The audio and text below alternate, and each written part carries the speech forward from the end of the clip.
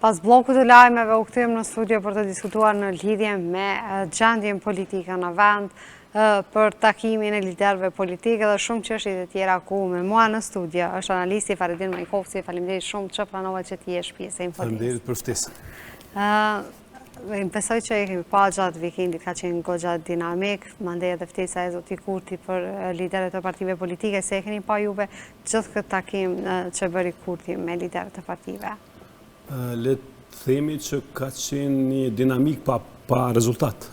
Pra e pom që pas vendimit të gjykatës kushtetuese, e cila i obligoi partitë politike që brenda afatit kohor prej 30 ditësh, ata ta luajnë rolin që i takon dhe ta bëjnë konstituimin e kuvendit si organin bazik të shtetit tonë, të Republikës tonë, dhe në rrjedhoj të vazhdohet me konstituimin e qeverisë. Pas vendimit reflektoi kryeministri në detyrë dhe në rrjedhoj patëm ftesën e tij për partitë politike, patëm edhe takimin, i cili me qenë se konsumoi një orë gjys, në mos gabohem të diskutimeve, nuk është se partitë politike patën një veprim konkret pas atij takimi. Ju e pom që kem koshient edhe të asoj që ndodhi, pra vjen edhe dështimi i seancës numër 38, që në gjykimin tim nuk di se si duhet lexuar, përveç se një turp i radhës që Republika nuk e meriton. Në zotëri Majkovci ndonë se pas shumë kohësh ne patëm një deklarim të zotëri Kurti para mediave që ka mungu kohët të fundit. Nuk e kemi pa shumë aktualit të zotëri Kurti në për media.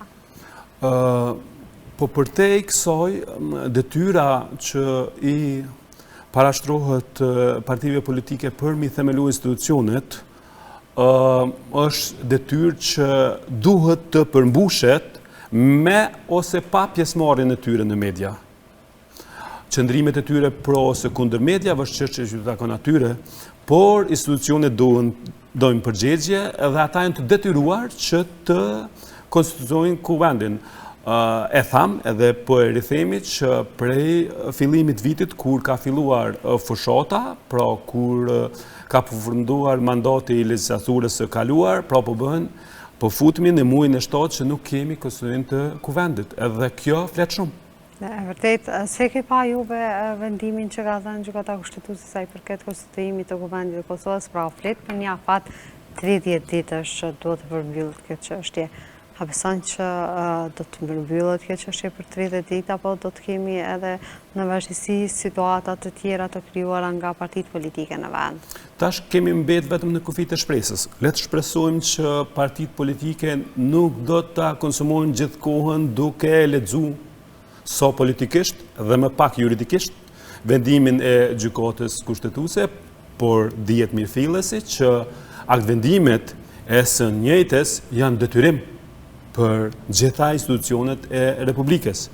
Dhe në rrjedhoj, unë po du me besoj që ata do gjejnë kurajën që të veprojnë dhe ta konstituojnë kuvendin. Shikoni, me të vërtet është një situatë tepër unike që s'ka ndodhur në historinë parlamentare të vendit dhe kur e lexon në dy pikëvështrime, e para është nëse partia por insiston në një personalitet. Unë mendoj që në mes të kësaj situate nuk duhet të jenë konsistent deri në këtë pikë që të themelohet kuvendi, sepse personalitetet brenda partisë por mendoj që kanë edhe tjerë që mund ta ushtrojnë atë detyrë, ta përmbushin atë mision brenda kuvendit. Dhe e dyta, nëse unë nuk di të lexoj prapa rreshtav se si ndryshe duhet të dhojnë përgjigje kësaj situate, vetëm se në qoftë se partia por ka bërë përpjekje dhe ka bërë ftesë hapa konkret tek LDK-ja për me formu qeverinë, e që në gjykimin tim ndoshta kjo është një prej arsyeve që në mungesë të një koalicioni ma gjithëpërfshirës edhe përballë tendencave ndërkombëtare që të jepet me herë përgjigje dialogut me Serbi përkatësisht asociacionit, mbase kjo është një arsye pse po zvarritet gjithë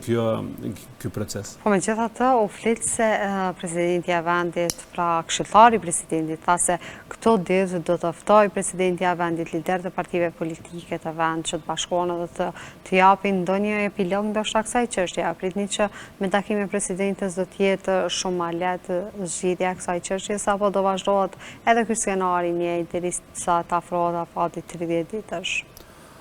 Pa ko shpresë, në fakt, sot e lexuam që ka një tendencë të presidencës, e që në pikpamjen time, presidentja është dashur të vuhet në funksion të zgjedhjes së ngërçit politik edhe më herët. Por që në gjykimin tim, vendimi i gjykatës kushtetuese në farë mënyre e obligon, le të themi tërthorazi, edhe involvimin e autoritetit të presidencës në këtë proces. Fundja, kjo është, le të themi, karta e fundit me të cilën Republika duhet ta kalojë këtë ngërç. Dhe le të shpresojmë që autoriteti presidentes do të jetë i mjaftueshëm për të i dhënë përgjigje situatës në për të cilën po kalon vendi. Po nëse kalon për 30 ditë afati, i cili e ka saktuar gjykata kushtetuese, më falni, qa do të më bëjmë më tepër? Me qenë se unë nuk jam jurist edhe nuk di ta lexoj juridikisht në përpikëri aktvendimin e gjykatës kushtetuese, por di që afati për 30 ditësh duhet të merret me seriozitet dhe me qenë se nuk është prodhuar një alternativë konkrete për vendimit përkatës për gjykatës kushtetuese, atëherë me sa kam kuptuar, ekziston mundësia që në rast se gjendja e tillë apo ngërçi politik vazhdon të jetë edhe pas 30 ditësh, ekziston mundësia që partitë politike të drejtohen prap me një kërkesë për interpretim gjykatës në mënyrë që të kemi kalimin e këtij ngërçi që është përfshi vendi. Po, teksa po flasim neve, nesër do të mbahet samiti i liderëve të Ballkanit Perëndimor në Shkup, pra ku pritet të ketë edhe një përfaqësim nga zotëria Albin Kurti, Kosovës, ndërkaq që kemi edhe shtetet të rajonit si Serbia që do të jenë pjesë e këtij samiti. Se shihni ju e Kosovën në përfaqësimin e saj, qoftë edhe në samitet e liderëve të Ballkanit Perëndimor?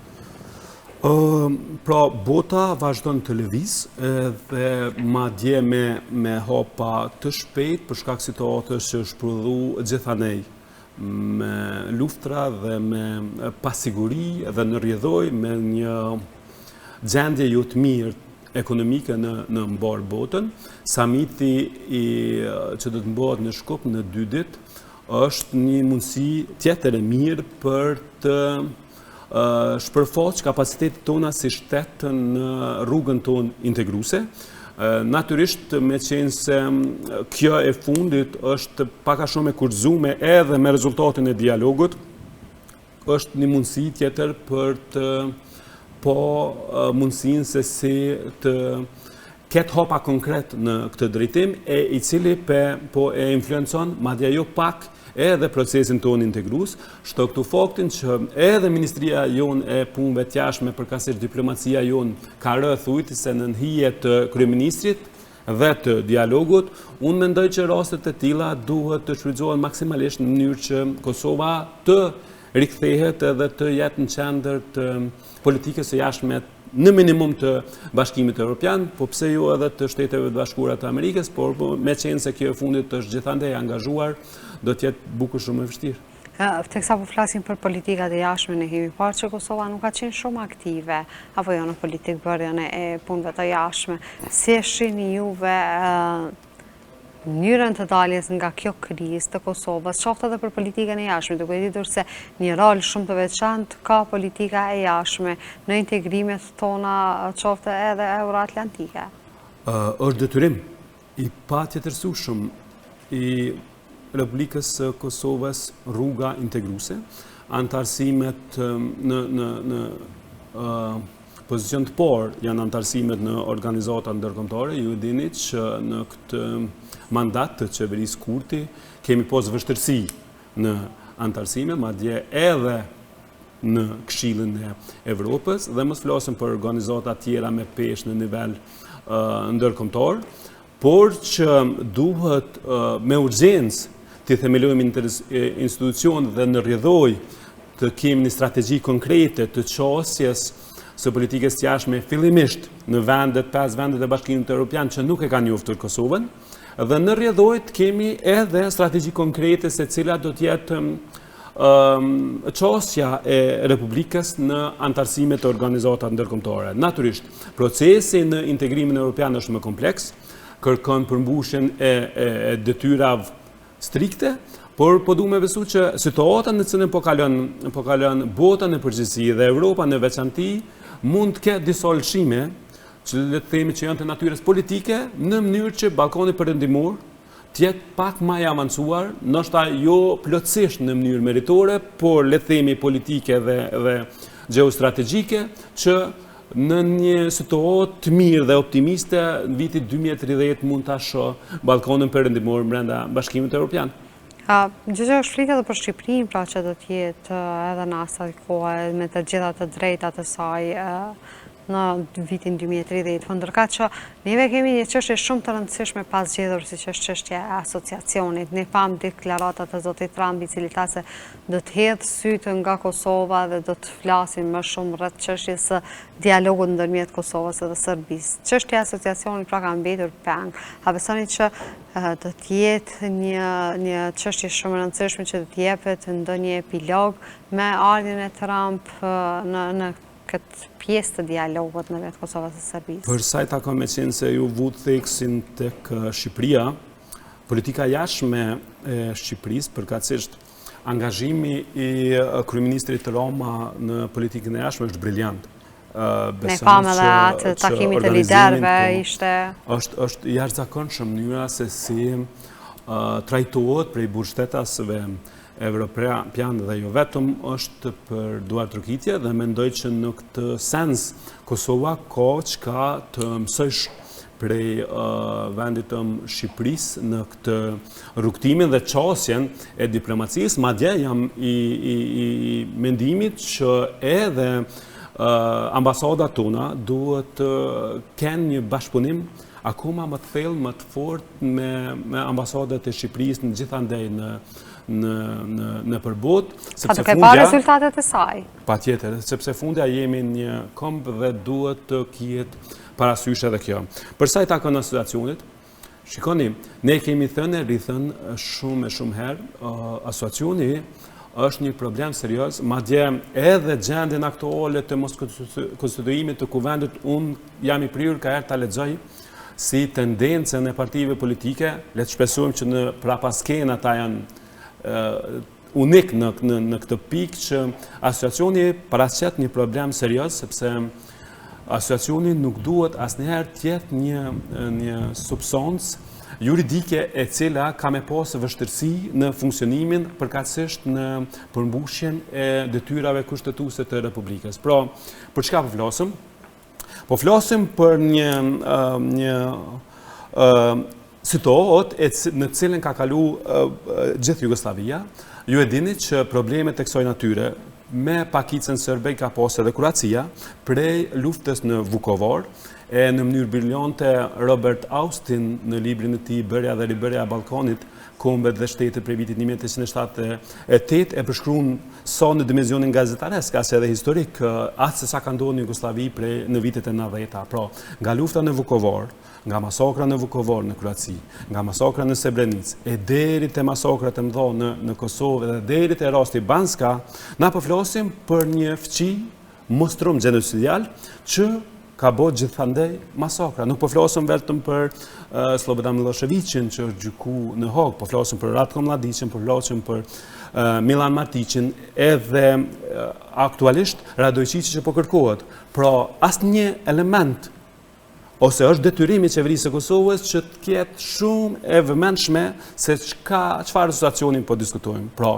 situacioni nesër mund të kthehet në një instrument të qeverisë së Serbisë për destabilizim. Rasti Banska na hap syt mjaftueshëm dhe secila qeveri e ka për detyrim ta lexojë rastin Banska si një rast i cili e shpërfaq natyrën genocidiale që ka shteti ju fqen karshi Kosovës. Qashtu që ka pas karshi Kroacisë, qashtu që ka pas karshi Bosnës, edhe e njëjta, po vun ende sot asoj dite prej pasojave të Republikës Sërbske të Bosnjës. Po neve pam edhe një mesazh, pam ata truprojet e protestës së djeshme ku ishin pjesë të pjesëtar të rastit Banjskës i cili ndodhi atje. Pra po flasim për një fest caktuar që është e shpikur, sepse gjitha e shoqëria jeton edhe ushqehet me mitë të rrejshme.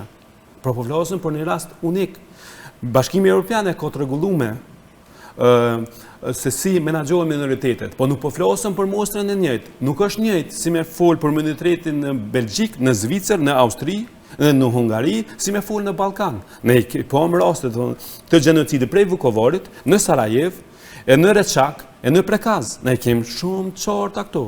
Është e freskët plaga e Kosovës. Në këtë logjik, mendoj që qeveria e Kosovës duhet të jetë tepër konsciente me punën e asociacionit. Është është konsumu jo pak herë, është diskutu, por unë mendoj që në qoftë se sa do që zvarritet ky proces, më mirë pa asociacion, se sa me një asociacion i cili do të kthehet nesër problem për gjeneratat e ardhshme të Republikës. Pra, ju me një fjalë po thoni se duhet gjithsesi të studiohet mjaft mirë çështja e asociacionit edhe të mos merren vendime pa i artikuluar mjaftueshëm edhe pa i parë të gjitha detajet se çysh ka më shku çështja e asociacionit.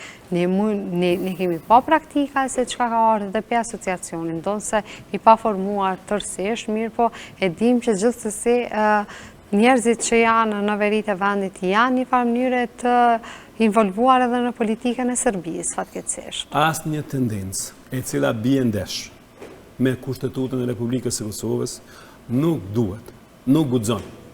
Nuk do duhet të tolerohet të jetë në tavolinë. Kjo mendoj që janë të vetëdijshëm partitë politike për këtë fakt. Tolerancat e vazhdueshme që ka bërë Kosova për minoritetet janë sui generis. Janë pa precedent, kur në botë nuk ka kaq tolerancë, madje edhe në kushtetut jepen as drejta sa që janë mbi Evropën. Evropën e lirive dhe drejtave të njerëzit. Ndonë se çdo herë flitet që Kosova nuk i jep të drejtat pakicave, për shkak se Serbia i bën propagandën e saj pikërisht për këtë çështje. Rasti Banjska e tregoi fytyrën e vërtetë të Serbisë. Edhe mendoj që bashkia ndërkombëtare e ka shumë qartë realitetin edhe drejtat që i gëzon komuniteti serb dhe jo vetëm në Kosovë. Mendoj që kjo është kohë e mjaftueshme, ka qenë kohë e mjaftueshme që të lexohet drejt. Mirësjellja dhe gatishmëria e popullit të Kosovës për pakicët. Në vërtet, ne jemi shumë një popull i cili çdo herë kemi respektu fatkeqësisht, nuk kemi pasur ndonjë lloj konflikti. Mirë po teksa po flasim tek marrëveshja, është ajo e Ohurit, e cila nuk është edhe shumë e definuar për lidhje të gjitha marrëveshjet që janë shkruar në Ohur. Ne pam tashmë, së fundit na ka ra në sy kjo marrëveshja që është së rrymës, pra, në veri të vendit. Po çka ka tjetër pas kësaj marrëveshje nuk është se e dimnive në detaje. Të gjitha marrëveshjet në pikpamjen tem në thelb kanë pas çështjen ose definimin e çështjes së asociacionit. Pra, kërkesën e vazhdueshme të palës serbe për ekstra drejta, ekstra organizim të pakicës serbe, megjithse, siç e tham, edhe kushtetut kemi drejta që si ka kurkush në Ballkan dhe as në Evropë madje. Pra, në këtë logjik, mendoj që qeveritë e Republikës së Kosovës prej fillimit të dialogut që filloi në 2011 dhe vazhdoi deri tani, edhe marrëveshjet të çfarëdoshme që mbo që e 2013-s përkatësisht 2015-s bien ndeshme me kushtetshmërinë e vendit, e gjitha këto me radhë duhet të evitojnë që ato që e thamë na vazhdimisht edhe që e themi në çdo prezantim tonin publik. Pra, asociacionit duhet të kihet parasysh dhe të evitohet e keqja që mund t'i kanoset vendit në të ardhmen. Dialogu me qenë se u lidhë dhe kjo dhe presidenti Trump në mandatin e tij të dytë e vuri theksin para pak kohësh për gatishmërinë e tij ose që ka kontribu në të kaluarën në mandatin e tij të parë për të evitu një luftë dhe shpreh gatishmërinë e tij që të ndihmoj dhe të merret me këtë çështje, është brengosëse pse nuk kemi ende ambasador të emëruar nga Shtetet e Bashkuara në Kosovë, pse nuk e kemi ambasadorin, kjo lënë shija jo të mirë, por megjithëse presidenti Trump e vëri theksin për gatishmërinë e tij për të ndihmuar në dialog, duhet jemi të kujdesshëm sepse natyra e punës së presidentit Trump është e tillë dhe dinamika e botës sot është e tillë që ai merr vendime të shpejta dhe ne duhet jemi të përgatitur që mos lejojmë që për këtë që po diskutojmë dhe kemi diskutuar jo pak, asociacioni mos krijohet në rrethona që e pengojnë jurisdiksionin, funksionimin juridik të shtetit. Ne kemi pasur një provojë me Trump atje kur zoti Hoti shkoi edhe në shkruajnë një marrëveshje, pra ai nuk pret ashtu siç jemi mësuar ne veti, ti zhagisim shumicën e proceseve. Në rast se kemi një ballafaqim me zotin Trump, sa e vështirë është politika përballë Trump. Ti ke ditur se ai është një ekonomist, një mënyrë më së shumë një biznesmen, një mënyrë ai më së shumë ti fokusin e ka tek çështje të prera, pra, dhe nuk jep shumë hapësirë për diskutim. Pra, nëse shkon përballë Trump, gjithsesi duhet të ndërshkruhet një marrëveshje ashtu siç na ka ndodhur në praktikë. Po, edhe marrëveshja e Washingtonit në substancë ka element më tepër ekonomik se sa politik dhe është për të pas në konsiderata e që tha, që e ritham që presidenti Trump është i prirur të shtyj përpara proceset në mënyrë të shpejt, gjë që nuk e kam pas president e Shteteve të Bashkuara të Amerikës në të kaluarën. Pra, Republika e Kosovës fillimisht duhet të themelojë institucionet dhe kryeministri bashkë me Ministrinë e Punëve të Jashtme duhet, si se thash, të përpilojnë strategjinë konkrete të qasjes edhe integruese, po edhe në raport me dialogun dhe në veçanti të kenë një gatishmëri të dialogut konkret me presidencën e Shteteve të Bashkuara të Amerikës, gjë që në mandatën e kaluar të presidentit Biden nuk ka ndodhur. E mendoj që ka qenë një ndryshim, një gabim që është dashur të mos ndodhë. Ata dhe desha me pyet, ne kemi pasur një mik, pra tonin si që është Joe Biden, i cili çdo herë është arrestu ka ne, mirë po, sa kemi ditë neve me shfrytzu këtë situatë, pra, si qeveri e Kosovës, sa kemi ditë që me mbajt këtë miqësi më të ngrohtë me Biden, duke ditur se ai e ka një farloj afërsie me neve, qoftë edhe për luftës së fundit e cila ndodhet në Kosovë. Nuk kemi arrit ta shfrytëzojmë faktin që ish presidenti Biden ka qenë familiarizuar me Kosovën në një përmos që nuk e kam pas presidentin më herët, madje unë ende befasohem se si është e mundur që përmes raporteve me Shtetet e Bashkuara nuk arrihet të kemi një diplomaci më aktive e cila do të vazhdonte të sjellte njohjen për treja për vendin dhe antarësimet në organizatat ndërkombëtare, po mbi gjitha dhe para së gjithash, afërsia me presidencën e Shteteve të Bashkuara të Amerikës është detyrim për përgjigjen që duhet të japim dialogut. E vërtet, më falenderoj shumë që erdhe në Infodial dhe falem për të gjitha këto çështje shumë të rëndësishme.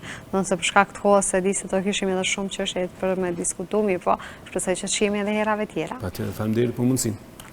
Ne të ndëruar shikues, vazhdojmë me pjesën tjetër të emisionit.